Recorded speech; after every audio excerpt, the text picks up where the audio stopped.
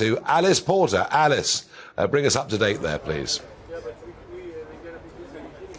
Hi there. Well, I have to say the tributes just keep coming. I mean, as you can see, it's dark now, but people still keep coming. And actually, just an hour ago, I was going to have a look at some of the floral tributes that people have been placing. I hadn't had a chance yet. And I think for those of you who are watching, we can see some of those pictures now. Really was incredible seeing people coming, putting these flowers down. And it was the most beautiful array of flowers, but also what I really loved was the personal touches. There was some child had left a little hobby horse, which was of course a sort of ode to the Queen, who's obviously was such a fan of horse racing, and it really was extraordinary seeing so many people of all ages and backgrounds coming together and laying these flowers. The cellophane has all been taken off and they've been just arranged beautifully in Green Park. So we've had crowds gathering here, but also the crowds gathering on Lambeth Bridge 48 hours ahead of when the Queen's coffin will be lying in state there. And I understand people are already gathering on the bridge, including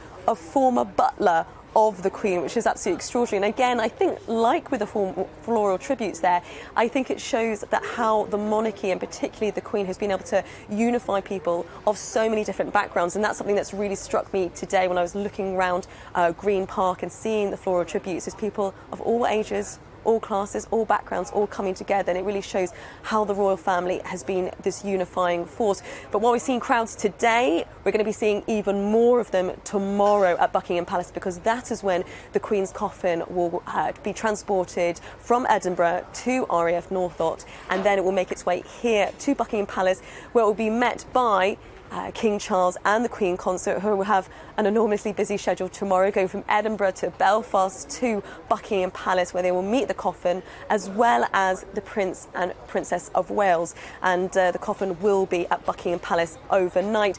Now, it's no surprise that Buckingham Palace has become such an extraordinary focal point for so many people paying tribute to the Queen, because it is, of course, an historic place for the royal family, including during World War II. And I've been having a look at what the Queen's experienced during the Second World War, and I think we can watch that now.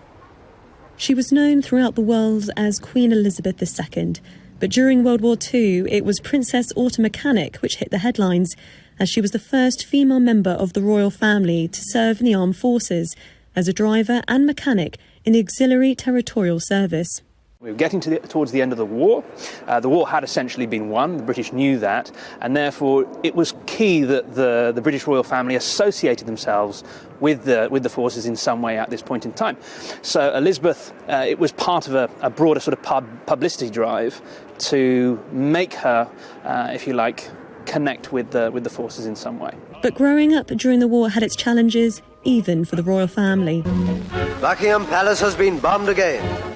But this kind of Buckingham Palace was hit during aerial bomb attacks, so Elizabeth and her sister Margaret were evacuated to Windsor Castle, 20 miles outside of London. Despite living in the shadow of the war, the young princesses attempted to carry on their lives as normal, even putting on pantomimes. Princess Elizabeth did play the male lead, so we have, for example, her costume from the role of Aladdin, taking the lead character in that. But by the time of 1944, the final pantomime, which was Old Mother Red Riding Boots, Her Majesty was 18 years old, and I think the feeling was that it would be more appropriate for her to play a female lead instead of a male lead by that stage. But I think it was, it certainly feels like a very unique moment in the Queen's life, and certainly in the life of the castle, and during that very interesting period of the Second World War. As she grew up, the princess began to take on more royal duties and was given the role of Honorary Colonel of the Grenadier Guards on her 16th birthday. On the 8th of May 1945, the war in Europe ended. In London, tens of thousands of people took to the streets outside Buckingham Palace, where the King and Queen greeted them from the balcony. But for Princess Elizabeth and her sister, that's not where the celebrations ended. 19-year-old Princess Elizabeth and her sister were able to slip out of the palace gates here and join the crowds of people which were all gathered here enjoying the festivities. It's understood that Princess Elizabeth even pulled down her uniform cap over her eyes to avoid being recognised. And then the group made their way up to the Ritz, where it's even rumoured that the two princesses joined in with dancing the conga. The Queen later said that the celebrations were one of the most memorable nights of her life, which for someone who lived through so much is really saying something. Alice Porter, GB News.